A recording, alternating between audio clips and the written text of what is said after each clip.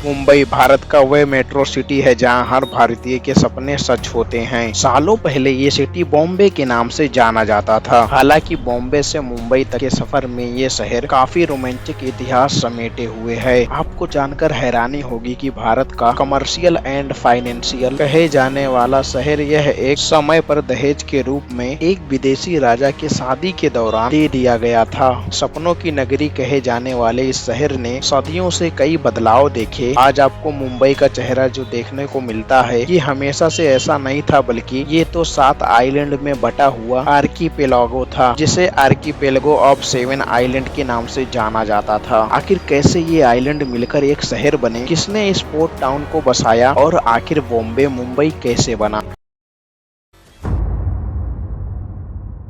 Civilisations की बात करें तो इंजीनियर्स ट्राई स्टोन एज से ही इस आइलैंड पर रहा करते थे। कोलिस एंड आबरी नाम से ट्राइबर्स यहाँ के सबसे ऑस्ट्रेलियस नॉन स्टेलर्स थे। दरअसल सदियों पहले बॉम्बे शहर था ही नहीं, बल्कि ये जगह कई आइलैंड्स में बटा हुआ था। इस जगह पर बॉम्बे, कोलाबा, लिटिल कोलाबा, मजगांव, बरेल, वर्ली और माहिम नाम के 7 अलग अलग आइलैंड्स हुआ करते थे। ये आइलैंड कुछ दूरी पर एक दूसरे से अलग अलग बटा करते थे। उन दिनों यहाँ सिर्फ fishing villages, marshes, mud flats, cave, temples और हिल्स ही देखने को मिलते थे। इन आइलैंड में रहने वाले ज्यादातर लोग मछुआरे थे जो यहाँ मछली पकड़कर अपना जीवन चलाते थे। इसके अलावा भी कई कम्युनिटीज इस आइलैंड पर रहती थी। सबसे मजेदार बात यह है कि सातों आइलैंड अलग अलग कल्चर्स को फॉलो किया करते थे और इन सबके इंडिजीनियस किंग हुआ करते थे। 3rd सेंचुरी BCE से लेकर 1348 तक यहाँ पर अलग अलग हिंदू डायनेस्टीज ने राज किया। सबसे पहले यहाँ मौर्यन किंग अशोका का राज हुआ करता था, लेकिन 185 BCE में मौर्य